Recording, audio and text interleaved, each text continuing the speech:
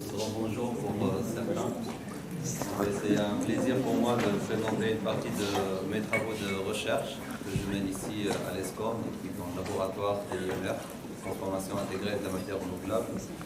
C'est un laboratoire qui est, si vous voulez, qui associe des enseignants-chercheurs de l'ESCOM et de l'UTC. Donc on est 10 enseignants-chercheurs de l'ESCOM qui sont dans ce laboratoire. Et en fait, je vais vous présenter aujourd'hui une petite partie de ce que je fais en recherche, parce que sinon on va disperser sur plein de sujets, et donc du coup vous n'aurez pas, je veux dire, des informations bien précises sur un des sujets. Donc du coup, vous pouvez me poser vos questions au fur et à mesure que je présente, donc ça peut être comme ça, sous forme d'interaction. Sinon, à la fin de ma présentation, voilà, vous pouvez me poser vos questions. Donc aujourd'hui, je vais vous parler comment on peut produire des molécules de haute valeur ajoutée par fermentation. Et je vais me concentrer ou me focaliser sur les acides gras à chaîne impaire. Donc vous allez comprendre un peu plus en détail de quoi il s'agit. Donc quelques mots sur mon parcours pour les personnes qui ne savent pas. Donc j'ai à la fois des compétences en biotechnologie et en génie des procédés. J'ai obtenu mon diplôme de doctorat en 2012 à l'UTC en biotechnologie. Après, j'ai fait 3 expériences postdoctorales aux États-Unis, en Tunisie et en France, avant d'être recruté à l'ESCOM en 2016 en tant qu'enseignant-chercheur. Et j'ai obtenu mon habilitation à diriger des recherches en génie des procédés en 2021 de l'UTC. Donc, ma recherche, elle se situe de manière globale, si vous voulez, donc dans un contexte de bioéconomie circulaire. Donc, ça veut dire quoi une bioéconomie circulaire? En fait, on cherche à valoriser tout ce qui est non alimentaire, donc qui peut être valorisable, donc la matière organique qui n'entre pas en compétition avec l'alimentation humaine.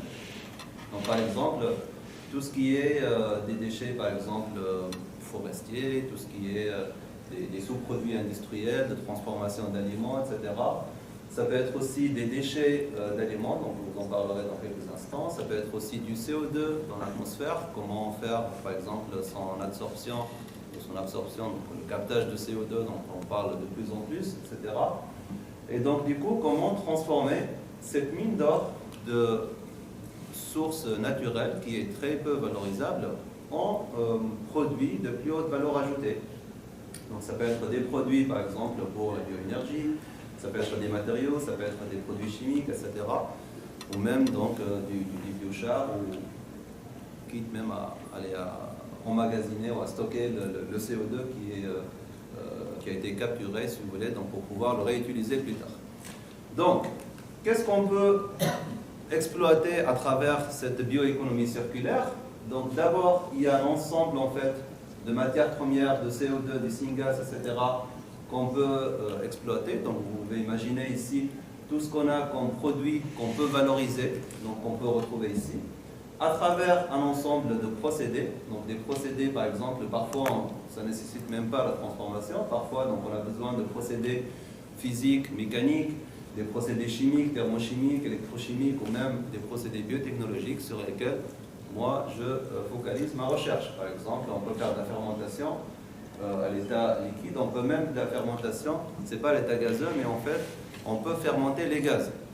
Vous voyez, par exemple, on a une sortie un dégagement de CO2 à travers, dans une usine, par exemple, on peut, ce CO2-là, le transformer, donc c'est du carbone, on peut le transformer via la fermentation en autre molécule de plus haute valeur ajoutée.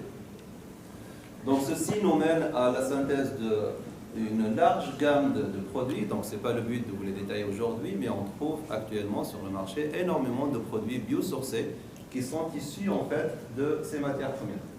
Donc si je prends l'exemple rien que le CO2, donc à partir du CO2, donc vous pouvez imaginer ici l'ensemble en fait des produits qu'on peut générer à partir de CO2. On peut même générer de l'énergie, donc en faisant du reformage par exemple, on peut faire du reformage du méthane par exemple. Il y a énormément en fait de potentiel de ce CO2 et ça c'est parmi en fait les stratégies que par exemple l'ADEME, donc l'agence de l'énergie, donc qui cherche à booster pour financer des projets de recherche vers le captage de CO2, etc.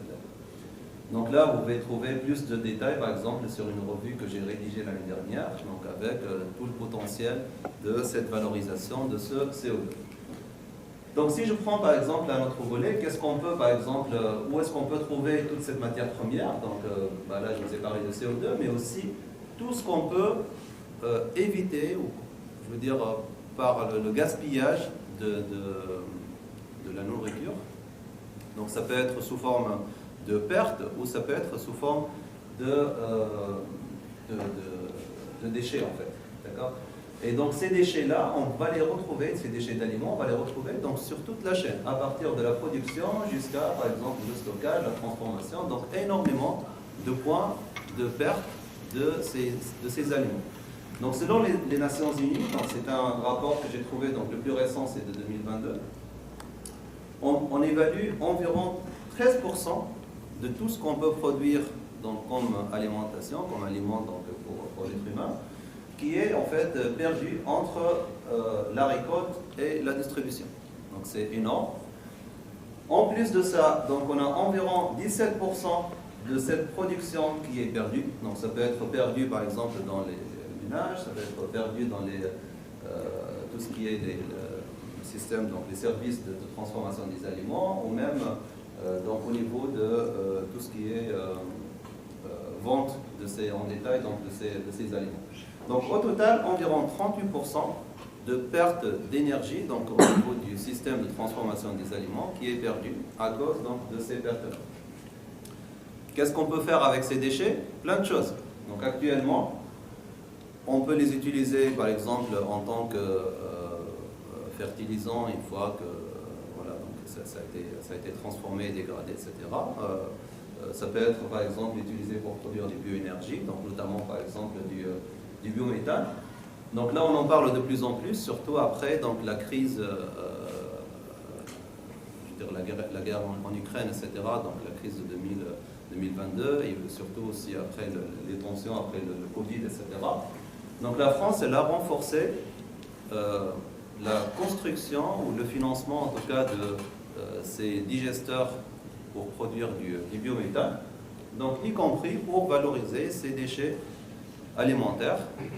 Donc principalement c'est les déchets en fait qui sont issus donc, de la ferme si vous voulez, mais ça peut représenter aussi une partie des déchets alimentaires.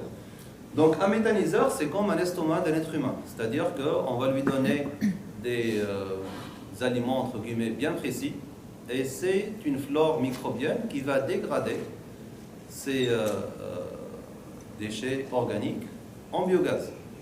D'accord? On compte actuellement plus de 1500 unités de production de méthane en France, et c'est un chiffre qui est en croissance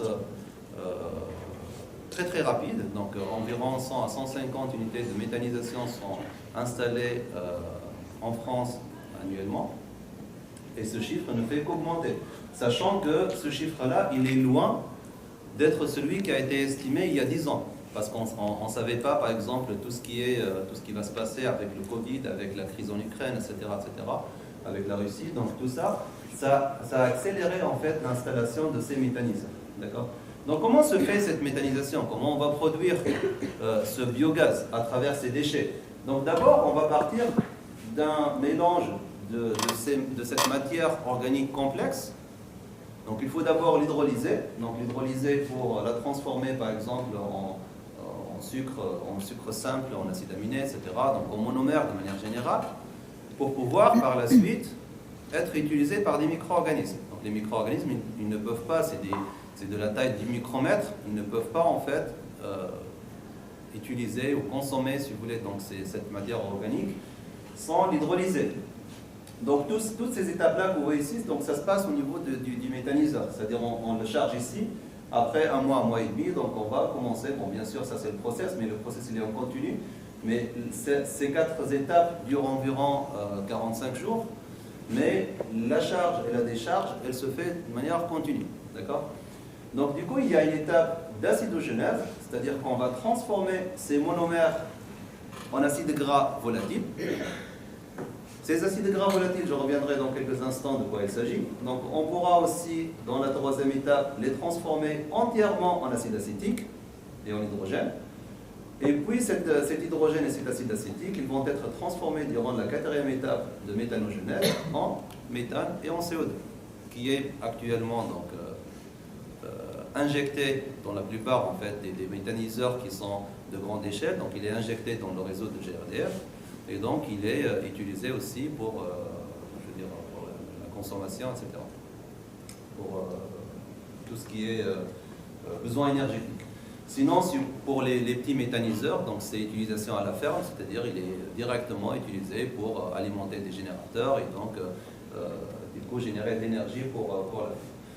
Donc là, le but, c'est d'atteindre environ donc 10% de biogaz qui est injecté dans le réseau d'ici 2030. Et comme je vous ai dit, donc je pense qu'avec le rythme actuel, on pourra atteindre ce pourcentage. Donc, qu'est-ce qu'on peut aussi trouver à l'échelle, je veux dire, dans les procédés de transformation des aliments comme sous-produits? Il y a énormément de sous-produits qui sont générés lors de la transformation de ces produits alimentaires, si vous voulez. Donc là, si je prends l'exemple de la transformation de sucre de table, donc le sucre qu'on consomme tous couramment dans tous les produits, que ce soit donc l'état, je veux dire, pur ou transformé dans les aliments. Donc après 3 étapes de cristallisation, je ne rentre pas dans ces détails-là de transformation, mais après 3 étapes de cristallisation, on va générer un sous-produit qui est très très épais, qu'on appelle la mélasse. Donc c'est la mélasse de betterave, vous voyez donc la photo ici, qui contient encore énormément de sucre. Donc là par exemple, on a récupéré des échantillons qui peuvent contenir jusqu'à 800 grammes par litre de sucre. Donc 800 grammes de sucre par litre de mélasse. Donc ce qui est en fait une source de carbone très intéressante à valoriser. Où est-ce qu'on utilise actuellement la mélasse? Bon, principalement, c'est pour produire du bioéthanol. Quand vous allez par exemple à la station-service pour mettre un carburant, vous avez la possibilité de choisir du E85. C'est quoi le E85? C'est 15% d'essence et 85% de bioéthanol. Il y a d'autres utilisations. Donc là, je vous ai mis ici, par exemple, à part l'éthanol, donc biofuel. Voilà, donc ça reste quand même minoritaire. Mais on peut valoriser autrement ou de manière plus intéressante cette mélasse. Pourquoi? Parce que vous allez en fait à la station-service, vous allez mettre, je veux dire, à 75 centimes le litre, alors qu'on peut transformer ce sucre-là en molécules de plus haute valeur ajoutée. Donc c'est ce qu'on essaie en fait de faire à travers les travaux dans le laboratoire. Un autre sous-produit sur lequel on travaille, qui est aussi très largement produit lors de la transformation des lipides. Si on prend par exemple l'huile de colza ou bien l'huile de tournesol, donc on va générer bien sûr donc une quantité qui sera produite pour la consommation, mais il y a aussi une partie qui va être destinée à la production de biodiesel. Donc vous voyez ici le biodiesel, donc ça c'est très connu, les fatty acides méthylester, donc c'est très utilisé comme biocarburant. Et donc durant l'étape de transestérification, on va générer aussi du glycérol. Donc le glycérol c'est un sous-produit. Son prix a flambé après la crise de Covid. Pourquoi? Tout simplement parce qu'il est utilisé en tant qu'humectant dans les gels hydroalcooliques, etc. Donc pour ne pas se mouiller, donc un humectant c'est un produit qui ne laisse pas la peau s'assécher. Donc si vous mettez de l'éthanol directement dans vos mains, rapidement ils vont être bien sèches. Par contre, si vous mettez des gels hydroalcooliques, donc ça a tendance en fait à éviter en fait cette sécheresse au niveau de la peau. Et donc du coup, actuellement, donc, ce glycérol brut, il est valorisé par la production de certaines molécules, mais pareil, donc on peut trouver des voies de valorisation plus intéressantes. Donc du coup, après cette introduction, qu'est-ce qu'on peut en fait tirer comme mini-conclusion? C'est qu'est-ce qu'on doit faire? Est-ce qu'on pourra réellement atteindre une neutralité carbone en 2050, comme c'est prévu? Comment on peut respecter les accords internationaux? Donc là, on entend parler voilà, donc assez régulièrement, COP21, etc., etc., donc tous ces accords-là. Il faut, en tout cas, penser à optimiser les ressources actuelles. Donc les ressources, je ne parle pas des ressources alimentaires, donc je parle de tout ce qui est, par exemple, c'est bien de produire du méthane, mais le méthane a une très faible valeur marchande. Est-ce qu'on peut exploiter ces sous-produits autrement, par exemple? C'est bien de produire de l'éthanol, mais pareil, donc est-ce qu'on peut exploiter autrement pour produire des molécules de plus haute valeur ajoutée? Donc il y a aussi des ressources qui sont actuellement non utilisables, donc non utilisées, je veux dire, donc ça part vers l'enfouissement par exemple, ou tout simplement vers comme déchets ultimes qui n'est pas utilisé. Et donc, surtout, comment assurer la sécurité alimentaire, c'est-à-dire on veut produire des biosourcés, mais en même temps, il ne faut pas que ça soit aux dépens de l'alimentation humaine. Donc par exemple, on produit ici du sucre. Regardez, donc sur le procédé de sucre, il y a très peu de mélasse qui va vers la production d'éthanol, mais en complète, en fait, c'est complètement, en fait, je veux dire, inacceptable. Donc, on complète la synthèse, si vous voulez, donc la quantité nécessaire pour produire de l'éthanol par du sucre qui est destiné, en fait, à être utilisé pour l'alimentation humaine. Est-ce qu'il y a d'autres moyens, en fait, pour contrôler tout ce qui est... Voilà, et donc du coup, ce sont parmi les choses sur lesquelles je travaille actuellement en recherche, c'est comment trouver des voies qui permettent d'avoir une meilleure valorisation de ces ressources naturelles. On ne parle plus de déchets, donc c'est une mine d'or, c'est un sous-produit qui est valorisable et qu'on doit en fait valoriser pour atteindre les objectifs qui ont été fixés. Donc parmi, par exemple, les solutions, en tout cas les choses sur lesquelles on travaille, donc je reviens sur le processus de méthanisation. Donc je vous ai parlé ici, après l'étape d'acidogenèse, on va former des acides gras volatiles. Et ensuite, on va former de l'acide acétique et de l'hydrogène. Donc supposons qu'on arrête de procéder à ce niveau-là. C'est-à-dire que la dernière étape, on ne la fait pas. Dans le milieu, on va avoir des acides gras volatiles qui vont s'accumuler. Donc on va éviter, donc il y a certains, bien sûr, vous allez me poser la question, mais comment on va faire ça? Tout simplement, si on met par exemple beaucoup plus d'hydrogène dans le milieu, on pourra inhiber les bactéries méthanogènes. Donc il y a pas mal de facteurs, de process sur lesquels on peut jouer pour éviter la dernière étape. D'accord ? Et donc du coup, on va essayer de voir avec ces acides gras volatiles qu'est-ce qu'on peut faire. Donc ces acides gras volatiles, s'ils sont par exemple en mélange, on pourra par exemple produire, outre de la bioénergie, on peut produire des biopolymères, on peut faire par exemple injecter pour la croissance des microalgues, puisqu'on a du CO2, on peut produire du biodiesel, donc pas mal de produits. Mais si on les sépare, on va produire encore plus de molécules qui sont de plus haute valeur ajoutée que le méthane. Donc je vous rappelle encore une fois, je ne suis pas contre la production de méthane, mais on peut essayer de trouver des voies qui sont plus intéressantes pour optimiser les ressources. Donc on voit ici par exemple au niveau de ces acides gras volatiles, majoritairement on trouve l'acide acétique, l'acétate, on trouve le propionate, butyrate, isobutyrate, donc ça c'est par ordre décroissant, c'est-à-dire la concentration la plus importante c'est l'acétate, suivi du propionate, etc. etc. L'acétate, on peut le transformer en tous ces produits-là et encore d'autres produits, etc. Donc ils sont de plus haute valeur ajoutée que le méthane lui-même. Donc un mètre cube de méthane ne vaut pas grand-chose. Alors que si vous prenez par exemple 1 litre ou 1 kilo de ces produits-là, ça a une valeur beaucoup plus intéressante. Donc du coup, ce sont des choses sur lesquelles on avait pensé.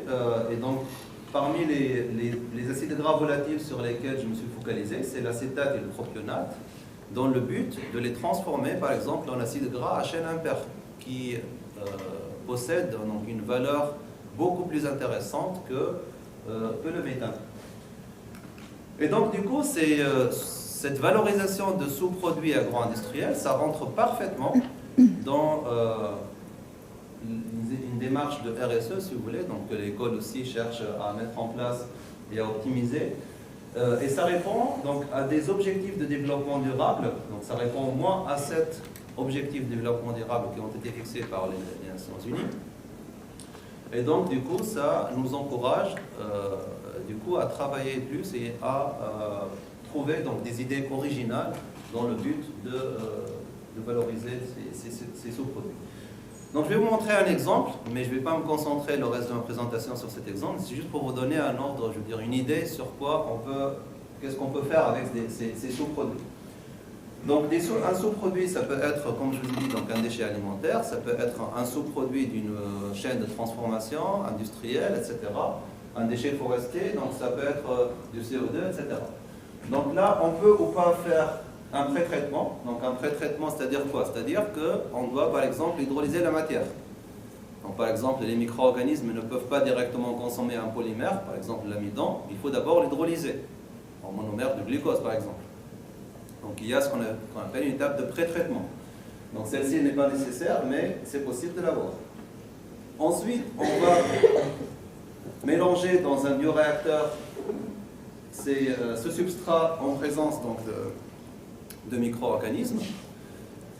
Et par la suite, donc, on va faire un post, après fermentation, donc on fait un post-traitement. Donc ça peut être par exemple une lyse cellulaire, une extraction, purification, etc. Afin de produire des molécules de plus haute valeur ajoutée que notre substrat initial qu'on avait mis ici. Et donc, on va jusqu'à l'application. Donc là, par exemple, on a eu donc, en collaboration avec l'INRAE des levures qui sont capables de produire un colorant violet. Nous avons utilisé ici un sous-produit pour le transformer donc, en ce colorant. Donc vous voyez ici comment le bioréacteur donc, il a accumulé en fait il a pu en fait la levure donc, il a pu se multiplier et donc accumuler le colorant qui est ici la violacéine. On a pu faire aussi même de la purification pour récupérer donc, la molécule d'intérêt, donc ça c'est après extraction, et donc on est même allé jusqu'à l'application. Donc on voit ici par exemple comment on peut colorer de la laine avec ce colorant. Ça marche super bien, et je veux dire ça coûte que le coût du process, parce qu'en fait on part d'un déchet qui est de très faible valeur marchande. Donc là plus récemment par exemple, nous avons eu l'accord de financement d'un projet par l'Agence nationale de la recherche, donc à partir de 2025-2027, pour la production d'un colorant vert, donc avec différents partenaires, dont je suis le coordinateur aussi. Et le but, en fait, c'est d'utiliser ce colorant vert pour produire des textiles multifonctionnels, etc. Comment récupérer par la suite, après vieillissement du tissu, comment on va récupérer le colorant, voilà, dans une stratégie d'économie circulaire. Donc là, aujourd'hui, je ne vais pas vous parler donc, de ces colorants, ça sera pour une autre présentation, mais je vais vous parler des lipides. Donc, comment on peut transformer des sous-produits industriels en lipides de haute valeur ajoutée. Donc, pourquoi ici, je m'intéresse à utiliser des levures? Pour plusieurs raisons. Donc là, par exemple, d'abord, il n'y a pas de compétition avec les lipides qui sont produits donc, par l'alimentation. C'est-à-dire quoi? C'est-à-dire que si je produis des lipides par des levures, après, je peux les utiliser pour les transformer chimiquement, je peux les utiliser comme additifs, etc., sans forcément entrer en compétition avec la chaîne alimentaire, parce que sinon, on va être obligé de faire des cultures de cellules de colza, autres, etc., lin, etc.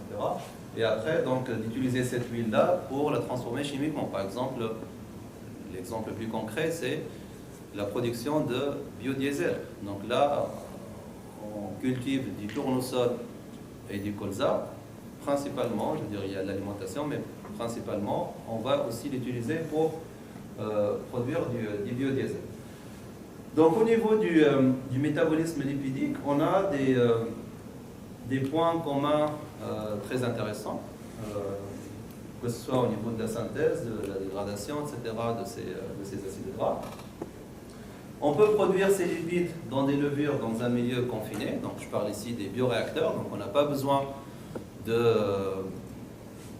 champs, si vous voulez, donc pour cultiver, voilà, donc, de tracteurs, etc.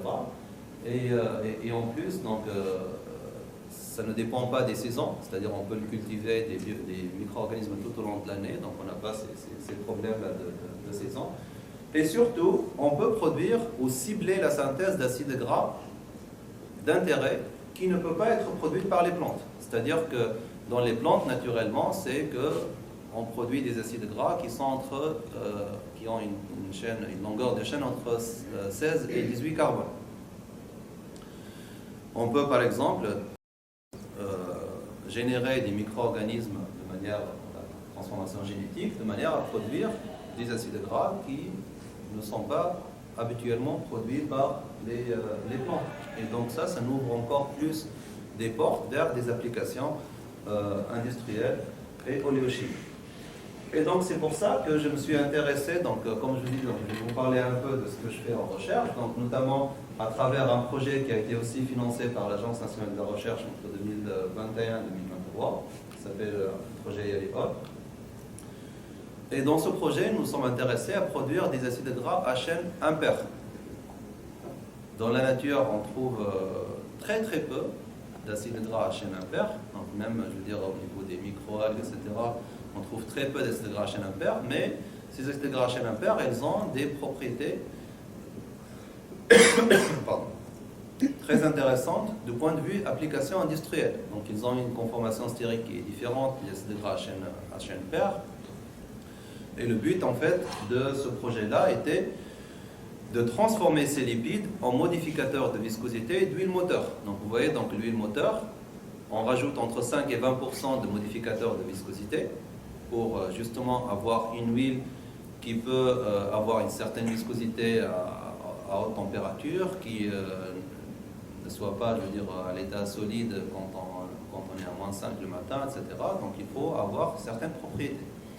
Et donc le but, c'était d'estérifier ces acides gras qui sont produits par des levures, dans le but de remplacer en partie ces modificateurs de viscosité d'huile moteur. Donc qu'est-ce qu'on a choisi ici pour alimenter cette levure? Donc la levure, elle a cet aspect-là. Donc ça, c'est ce qu'on voit ici, c'est une levure qui est en division. Donc je l'ai pris en photo par microscopie électronique au moment où elle était en train de bourgeonner, parce qu'en fait les levures, ça se multiplie par bourgeonnement. Et donc vous voyez la taille ici, donc elle est environ 5 microns. D'accord? Donc ça, c'est une photo qui a été prise ici au laboratoire. Et donc du coup, qu'est-ce qu'on va donner ici à manger, entre guillemets, à ces levures-là? Donc on va leur donner par exemple de la mélasse de betterave, du glycérol brut dont je viens de vous parler il y a quelques instants. On va leur donner aussi du propionate et de l'acétate. Donc ici, on les a rajoutés sous forme de sel, justement pour éviter leur toxicité, parce que sous forme acide, ils ont une certaine toxicité plus importante en tout cas que sous forme de sel. Une source d'azote et des micronutriments, bien sûr en présence de l'eau. D'accord? Donc pourquoi on s'intéresse à ces acides gras à chaîne impaire? Parce qu'ils ont plusieurs applications, donc notamment dans le domaine pharmaceutique, comme standard analytique par exemple, ou bien des intermédiaires pour l'industrie chimique, ou bien même comme agent de biocontrôle. Donc le champ d'application il est relativement large. Et donc l'idée c'était de les produire en utilisant des sous-produits agro-industriels qui ont bien sûr donc, une valeur beaucoup plus... le produit obtenu, donc il a une valeur beaucoup plus faible que ces acides gras à chaîne impaire. Donc comment on va produire ces acides gras à chaîne impaire? Donc imaginons que vous avez la levure qui est représentée ici très schématiquement. Donc si on veut produire des acides gras à chaîne paire, c'est-à-dire ayant 16 carbones, 18 carbones, 20 carbones, 22, etc., on doit condenser deux molécules qui ont deux carbones. Par exemple ici de l'acétyl-CoA et du malonyl-CoA, qui sont tous les deux ou qui peuvent être issus par exemple du glucose, du fructose, etc. Par contre, si on veut obtenir des acides gras à chaîne impaire, par exemple ici des C15, C17, C19, etc., dans ce cas, il faut qu'on condense une molécule à 2 carbones, qui est par exemple ici le malonyl-CoA, avec une molécule à 3 carbones, par exemple le propionyl-CoA. Et le propionyl-CoA, il provient d'où? Il provient du propionate. Le propionate, c'est quoi? C'est un acide gras volatile qui peut être produit, par exemple, par méthanisation. Vous voyez, donc ce sont des précurseurs qui sont couramment, on peut les obtenir en grande quantité, mais qui peuvent être utilisés autrement que pour produire des produits de faible valeur ajoutée. Donc là, ici, je vous ai mis l'acétyl-CoA, mais l'acétyl-CoA, donc, il provient du glucose, mais il peut provenir aussi de l'acétate. L'acétate, c'est l'acide acétique. Pareil, donc c'est le premier, ou l'acide gras volatile, qui est produit en plus grande quantité, la plus grande quantité en fait d'acide gras volatile, c'est l'acide acétique, qui est produit lors de la méthanisation. Donc, de manière un peu plus détaillée, comment on va produire ces acides gras à chaîne impaire, en tout cas, en quoi on s'est intéressé durant ce projet. Donc là, on va donner, imaginons, tout ça c'est la levure, d'accord? Donc là, les 5 microns dont je vous ai parlé, d'accord? Donc là, ici, on va donner à manger, si vous voulez, l'acétate et le propionate. Donc l'acétate, il va entrer dans la cellule, il va être transformé en acétyl-CoA, et après, à travers la fatty acid synthase, donc une chaîne enzymatique, si vous voulez, donc, qui permet de condenser l'acétyl-CoA, malonyl-CoA, puis l'élongation, etc., on va obtenir des acides gras qui vont être par la suite stockés sous forme de triacylglycérol. Donc c'est l'huile en fait qui va être stockée dans la cellule par la suite. On peut donner, si vous voulez, aussi à manger du propionate qui va aussi entrer dans la cellule, produire du propionate-CoA comme précurseur, et puis par la suite, on peut aussi le transformer ou l'intégrer dans cette voie de synthèse et produire des acides gras à chaîne impaire. Donc nous avons travaillé sur comment on va améliorer l'assimilation, par exemple, du fructose, l'utilisation du saccharose. Donc le saccharose, c'est ce qu'on trouve dans la mélasse de betterave. Donc le saccharose, c'est un disaccharide, il ne peut pas être directement internalisé par la cellule. Donc il faut d'abord l'hydrolyser. Donc il faut que la cellule, la levure, soit capable de sécréter des enzymes. Par exemple, ici, c'est l'invertase, donc c'est le gène SUC2, qui est capable en fait d'hydrolyser le saccharose en glucose et en fructose. Et comme ça, ces monomères ils peuvent entrer dans la cellule et donc entrer dans la voie de glycolyse et donc par la suite être utilisés pour produire des acides gras à chaîne impaire. Le glycérol, donc le glycérol brut, pareil. Donc vous savez, au niveau du socle carboné, si vous voulez, donc des lipides, donc vous avez un glycérol sur lequel vous avez 3 chaînes d'acides gras. Donc le glycérol, lui, il peut être utilisé en fait pour booster cette synthèse de triacylglycérol et donc il rentre aussi au niveau de cette voie de synthèse. Donc du coup, avant d'utiliser n'importe quel micro-organisme et l'adapter à l'utiliser un sous-produit, il faut qu'on sache exactement comment il va consommer ces nutriments et comment il va produire la molécule d'intérêt. Donc ça, c'est une base à ne pas, si vous voulez, manquer quand on veut démarrer un bioprocédé. Donc on a travaillé aussi sur tout ce qui est les processus d'activation de propionate, comment on évite son catabolisme, c'est-à-dire son oxydation, si vous voulez, dans le cycle de Krebs. Comment on évite aussi la dégradation de ces acides gras, parce que le but, une fois qu'on a accumulé des acides gras, la levure, de manière naturelle, elle va synthétiser uniquement ses besoins, c'est-à-dire qu'elle ne va pas accumuler des lipides de manière naturelle. Donc il faut en fait qu'on inactive ces voies de dégradation de ces acides gras dans le but d'accumuler le maximum de lipides. Et donc du coup, la stratégie c'était quoi? C'était de développer tous ces aspects dont je viens de vous parler, d'optimisation, d'utilisation des substrats, d'activation, d'inactivation, etc. Donc tous ces éléments-là. Et donc nous, à l'échelle du labo ici à l'ESCOM, on s'est intéressé dans toute cette partie-là. C'est-à-dire, on a optimisé les conditions de culture, d'abord sur des substrats purs, mais ce n'est pas le but puisque ça rentre en compétition avec l'alimentation, mais il fallait passer par cette case-là pour valider le process. On a remplacé par la suite ces substrats purs par des sous-produits agro-industriels, notamment la mélasse de betterave et le glycérol brut, mais aussi donc, le propionate et acétate. On a réalisé un scale-up, donc un scale-up jusqu'à 3,5 m3. On a réalisé par la suite aussi l'extraction de ces lipides à l'échelle pilote. Et puis, donc, on a fourni ces lipides à nos collègues chimistes, donc, notre partenaire dans le projet, qui les a transformés d'abord, donc il les a fractionnés, et puis donc il les a transformés en molécules donc, qui sont utilisées comme modificateurs de viscosité d'huile mobile.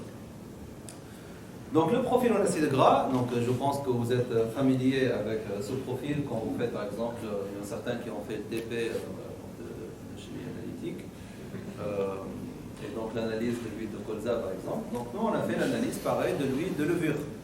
Donc la levure qui a sécrété les acides gras. Donc on voit ici qu'on a par exemple le C15 qui a été synthétisé par la levure. Donc il y a le C17,0, C17,1, C19,0, 19,1, tout ça ce sont des acides gras à chaîne impaire. Bien évidemment, il y a aussi des acides gras à chaîne paire.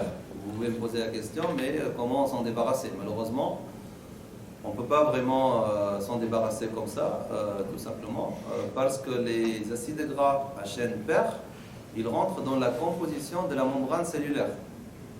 Et donc, forcément, la cellule, elle doit aussi les synthétiser. Mais si on arrive à maximiser la synthèse de ces acides gras à chaîne impaire, ça ne peut être que positif. Donc, nous avons bien sûr confirmé par spectrométrie de masse la position de la double liaison. Donc, quand il y a 0 ici, par exemple, c'est-à-dire C17,0, ça veut dire quoi? Ça veut dire que c'est un acide gras qui contient 17 atomes de carbone. 0, c'est 0 en saturation. Donc, 0 double liaison. C'est 17,1, c'est-à-dire 17 carbone avec une double liaison. Donc, nous avons confirmé la position de la double liaison, par exemple ici N9, c'est-à-dire qu'elle est entre le carbone 9 et 10. Si c'est par exemple N11, c'est-à-dire entre les carbones 11 et 12, ainsi de suite. Et ça, c'est la configuration en fait, de l'acide gras, parce qu'il y a la configuration 6 et trans. Donc d'abord, nous avons optimisé la culture sur des substrats purs, c'est-à-dire qu'on a utilisé du glycérol pur et du saccharose pur, ce qui n'est pas très intéressant, mais il fallait passer par cette case-là, comme je vous ai dit, pour valider notre procédé. Donc nous avons réalisé un plan d'expérience pour optimiser la densité cellulaire, c'est-à-dire combien on a de matière, de biomasse microbienne dans notre milieu de culture, et combien on a accumulé du C17,1. Donc on s'est focalisé sur le C17,1 parce qu'il était l'acide gras majoritaire dans notre fermentation.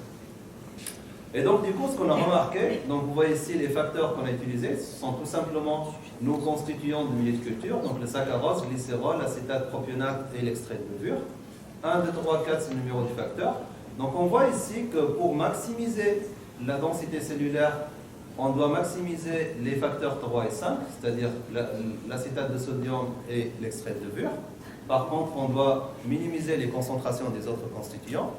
Par contre, pour maximiser la synthèse de ces 17,1, on doit plutôt augmenter la quantité ou les concentrations des facteurs 1 et 4. Par exemple, ici, vous voyez donc le saccharose et le propionate de sodium, ce qui est tout à fait normal, puisque le propionate de sodium, c'est le précurseur d'acide gras à chaîne impaire. Et donc, du coup, il fallait faire un compromis. Et donc, du coup, on s'est retrouvé avec ces concentrations-là, avec 52 grammes par litre de saccharose, etc., qui nous ont permis, en fait, d'obtenir dans des flacons Erlenmeyer une densité optique d'environ 18 avec environ 32% de C17,1. Donc quand je dis 32%, c'est-à-dire 32% par rapport à l'ensemble des acides gras qui sont produits dans la cellule, par la cellule. Et pareil, donc en bioréacteur, donc nous avons testé les mêmes conditions qui ont été développées en bioréacteur, ici de 5 litres, et nous avons obtenu des valeurs qui sont comparables en termes de concentration cellulaire et en termes de concentration ou de teneur en C17,1. Bon, tout ça c'est bien, donc on a pu du coup utiliser de la matière première, du saccharose pur et du glycérol pur, donc un plan d'expérience, mais ce n'est pas le but. Le but, c'est comment valoriser des sous-produits agro-industriels, c'est-à-dire comment remplacer ce saccharose par de la mélasse de betterave et comment remplacer le glycérol pur par du glycérol brut. Donc, bien évidemment, ici, tous ces travaux-là ont été publiés. Donc, je vous mets à chaque fois la référence, je ne sais pas si je l'ai dit au début de ma présentation, mais à chaque fois, je vous mets la référence pour avoir plus d'informations si vous le souhaitez. Et donc, du coup, ce qu'on a fait, c'est qu'on a remplacé le saccharose pur par la mélasse de betterave et par le glycérol brut. Mais non seulement ça, on a réduit aussi la concentration d'extrait de levure. Donc vous voyez ici, on a utilisé, c'était 4 grammes par litre, et donc on a réduit la concentration à 1 gramme par litre. Pourquoi? Parce que tout simplement, en utilisant cette mélasse de betterave, on a pu constater qu'elle contient aussi une certaine concentration d'azote. Et donc du coup, pour réduire l'utilisation ou l'ajout d'extrait de levure comme source d'azote, on a exploité ce potentiel de présence d'azote dans la mélasse de betterave pour booster la croissance cellulaire. Donc nous avons testé des concentrations de mélasse de betterave croissantes de 10 à 50 grammes par litre. Donc d'abord dans des flacons Erlenmeyer, et après donc les conditions optimales ont été mises à l'échelle de bioréacteurs, donc de 5 litres. Donc qu'est-ce qu'on a constaté à travers ces travaux? Donc ici vous avez la croissance cellulaire. Donc nous avons juste mesuré la densité optique à 600 nanomètres. Donc bien évidemment on a mesuré aussi la concentration en grammes par litre, grammes de biomasse par litre de milliculture. Et donc vous voyez ici avec les symboles les concentrations croissantes de 10 à 50 grammes par litre. Donc ce qu'on a remarqué c'est que avec 10, 20 et puis 30 grammes par litre, à partir de 30 grammes par litre, ce que vous voyez ici, donc on commence à voir une décroissance ou une chute de la quantité de levure qui est produite au même instant. Par exemple, si on prend ici à 24 heures, on est toujours en fait à la phase d'adaptation avec les 40 grammes par litre. Encore à 48 heures, on n'a rien avec 50 grammes par litre. Donc c'est-à-dire que plus on augmente la concentration de la mélasse de betterave, plus le procédé il est ralenti. Et ça c'est pourquoi? Parce que tout simplement, nous avons constaté qu'il y a des inhibiteurs, donc qui sont des acides, des composés phénoliques, qui sont présents dans la racine de betterave, et qui restent en fait présents au niveau encore plus concentré dans la mélasse. Et donc ces inhibiteurs, ils vont empêcher en fait la levure de se multiplier. Donc du coup, il fallait beaucoup plus de temps d'adaptation. Donc vous voyez ici, il fallait attendre jusqu'à 72 heures avec 50 grammes par litre pour démarrer la fermentation, malgré qu'on obtient à la fin des valeurs qui sont très similaires. Et donc du coup, l'idée ici était de se limiter à 20 grammes par litre, puisque les différences ne sont pas significatives avec 30 grammes par litre. Et les fermentations démarrent directement, donc on n'a pas cette phase d'adaptation qui est beaucoup plus longue. Et donc en termes d'accumulation de lipides, qu'est-ce qu'on a obtenu? Donc ici, pour les différentes concentrations de mélasse de betterave utilisées, donc nous avons par exemple ici suivi la teneur en lipides et la teneur en acide gras à chaîne impair. D'accord? Donc on voit par exemple ici 3,37 grammes par litre de lipides pour 1,96 grammes par litre d'acide gras à chaîne impair pour 10 grammes par litre de mélasse de betterave. Donc ces valeurs, malgré par exemple qu'ils sont un peu plus intéressantes avec 40 et 50 grammes par litre, le fait d'avoir ce délai en fait de démarrage de la culture donc nous empêche en tout cas de l'exploiter industriellement. Donc pareil en termes de profil en acide gras, donc le C17-1 reste quand même le majoritaire, entre 30 et 35% par rapport à l'ensemble des acides gras. Donc on a toujours les mêmes acides gras qui sont produits.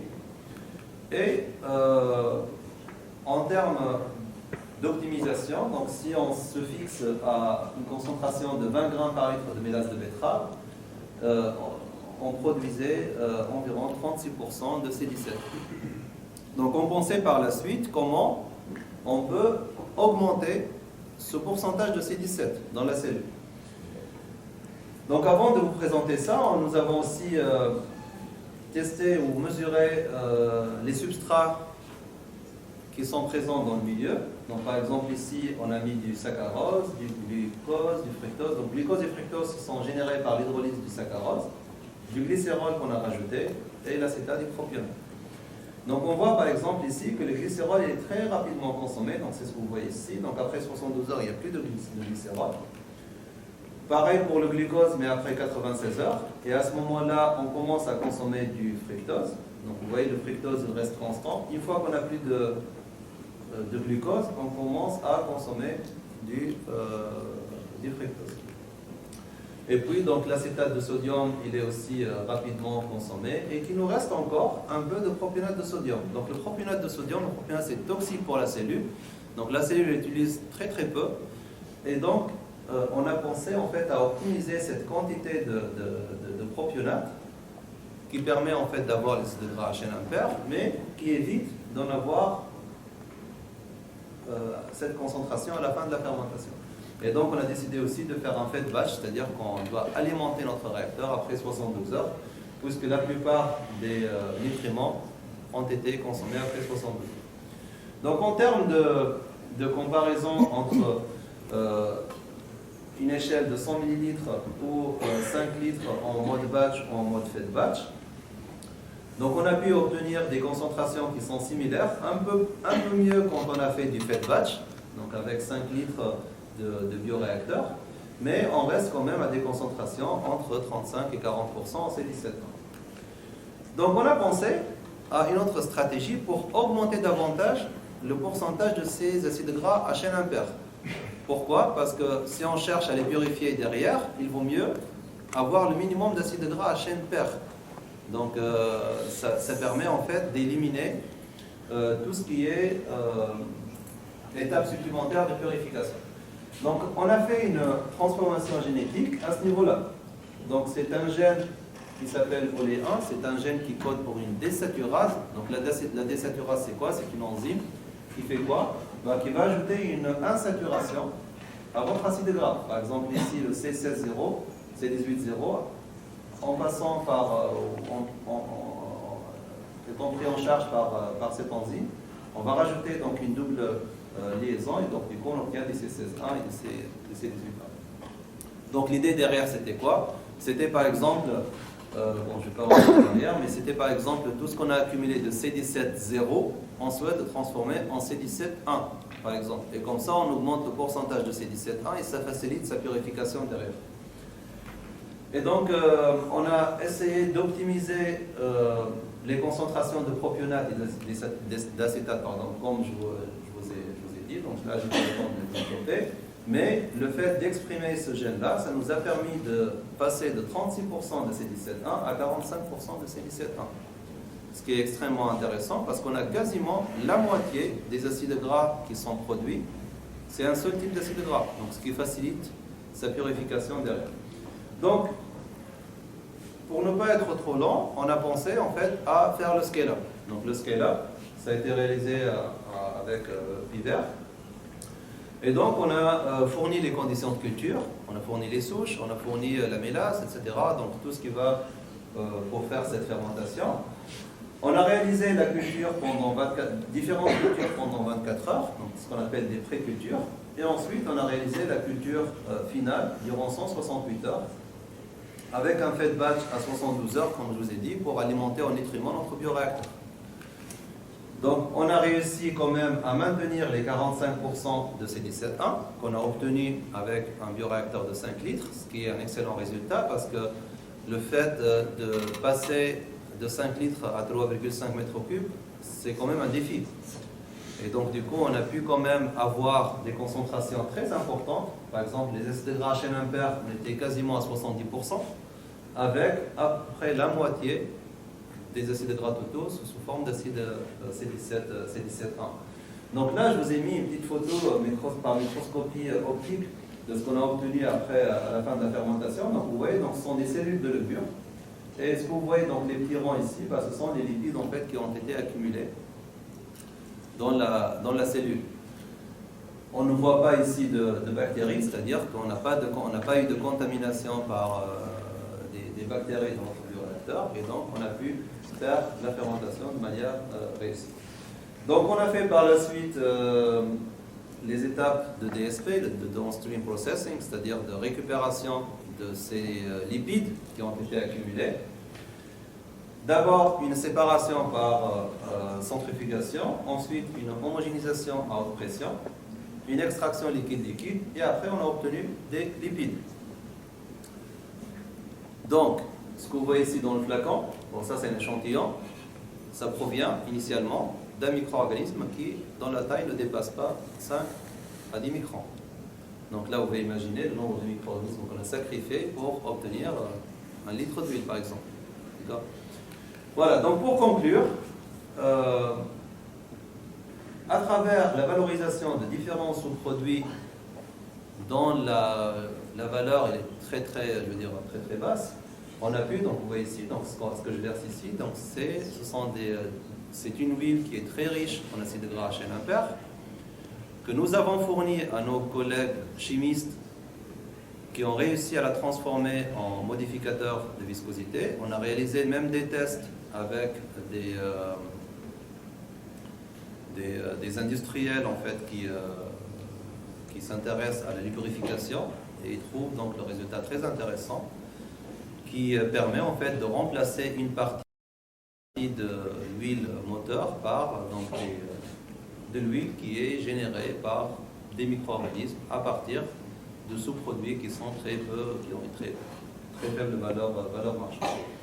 Voilà, donc je m'arrête là pour aujourd'hui. Je tiens à remercier, bon bien sûr ce n'était pas que mon travail, donc c'est un ensemble de personnes qui ont travaillé sur ce projet, donc je représente ici et je le remercie, ainsi que bien sûr que l'ANR qui nous a financé donc, le projet, et puis je vous remercie de votre attention.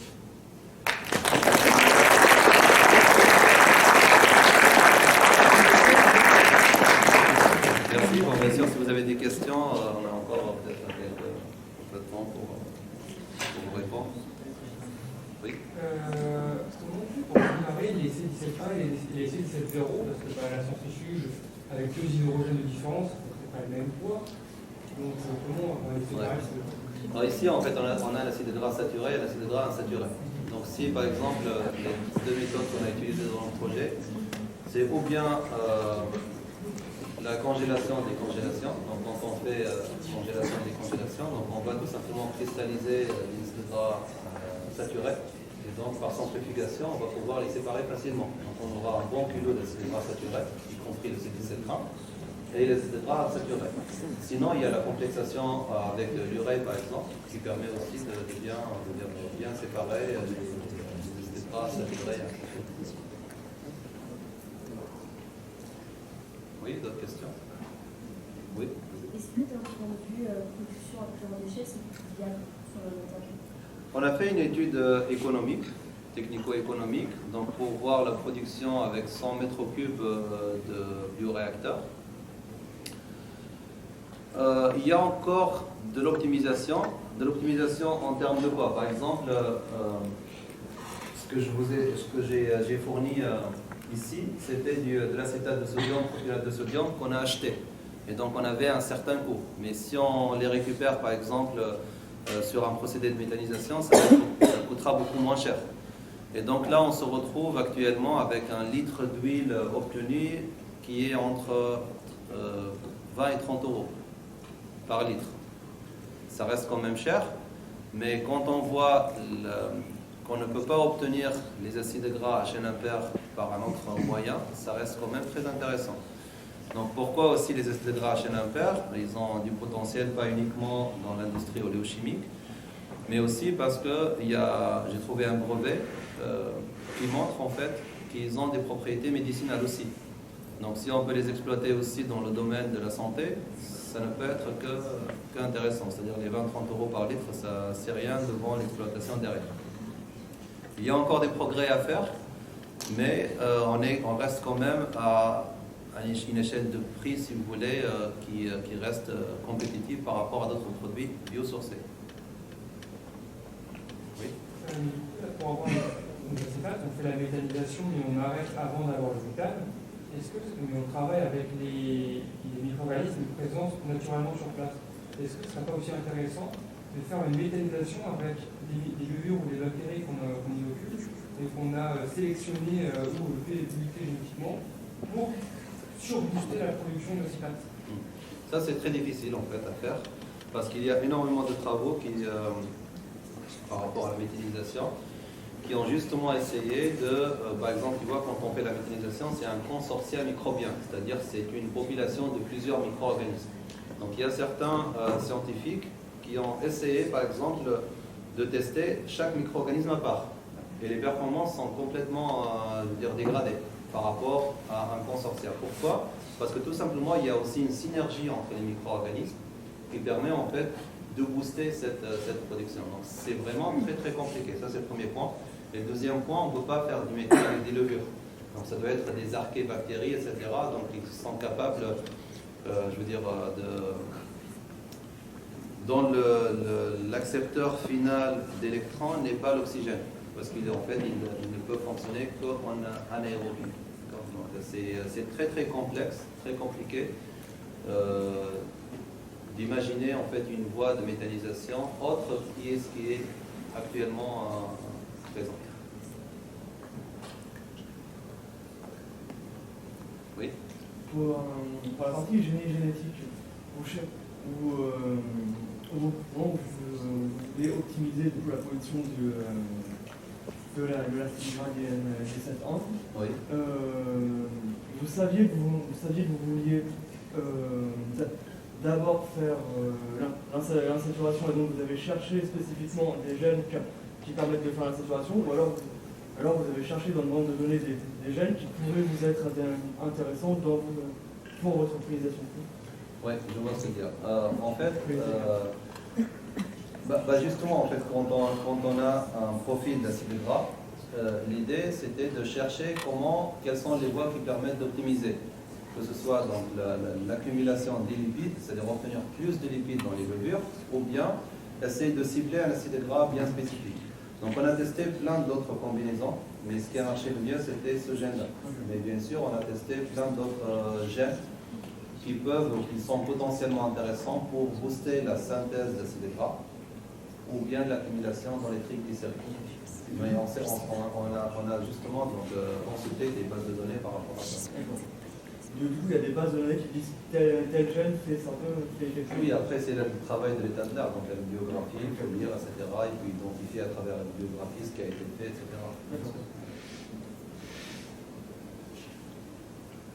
Oui. Sachant que ça peut être un produit qui n'est pas forcément consommé par les humains, est-ce qu'on peut se permettre de faire de la manipulation génétique directement pour avoir plus ciblé et donc avoir le label OGM, mais sans que ce soit gênant, vu qu'il y a moins si on ne consomme pas, il y a moins la réticence derrière. Pour cette application, il n'y a pas de problème. Donc, je veux dire, là, on produit par exemple de l'huile qui va être utilisée comme de l'huile moteur. Là, il n'y a pas de problème de réglementation, si tu veux. Mais si ça va être utilisé pour la consommation humaine, ça ici, c'est un autre chantier. Est-ce que c'est pour l'alimentation, pour la santé, pour quelle cosmétique, pour quelle application? Donc ça ici, on rentre dans des dossiers comme ça et puis on s'en sort difficilement. Mais pour ce type d'application, ça ne pose aucun problème. D'autres questions? Bon, j'espère que ça a été intéressant pour vous. Merci encore pour votre présence et puis à la prochaine pour d'autres présentations. Merci.